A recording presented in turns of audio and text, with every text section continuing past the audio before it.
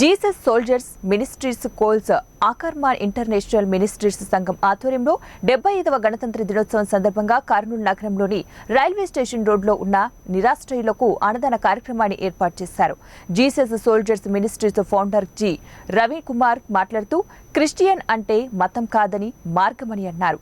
కులమతాలకు అతీతంగా Jesus soldier ministries ఆధ్వర్యంలో సామాజిక సేవా కార్యక్రమాలు చేయడంలో ఎల్లప్పుడూ ముందుంటుందని ఫౌండర్ జి రవికుమార్ తెలిపారు.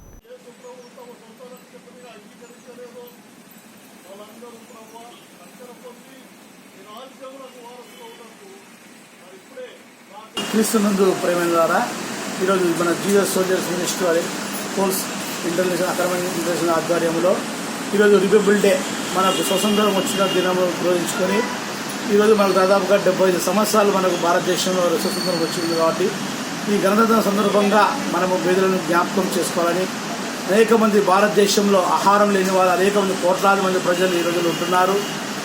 మేము జ్ఞాపకం చేసుకొని క్రైస్తవ ప్రేమని మనము అనేక భారతదేశాన్ని చాటుతపట్టడంలో మేము ఒకరు అయ్యి ఈ కార్యక్రమం ఏర్పాటు చేశాము. ఈ జీసస్ సోల్జర్స్ వారు ఆధ్వర్యంలో ఇలాంటి చారిటీ అనేక కార్యక్రమాలు అనేక సంవత్సరాలు అనేక మందులు మేము చేస్తూ ఉంటున్నాము. ఈ కార్యక్రమంలో అనేక మంది మాకు ఎటువంటి ఇది లేకున్నా కూడా దేవునిలో భయముతో కలిగి లోకంలో మేము జీవిస్తూ ఇతరులకు ప్రేమించేలాగున మేము ఈ భారతదేశంలో ఒక క్రైస్తవం అనేది ఒక మతం కాకుండా ఒక మార్గంగా మేము ఈ కార్యక్రమం చేస్తున్నాం. మేము అతివిధంగా విధేయం లేకుండా అన్ని కులాల మందుకు మేము మధ్యలో మా పరిచయం జరిగిస్తూ ఉంటాము.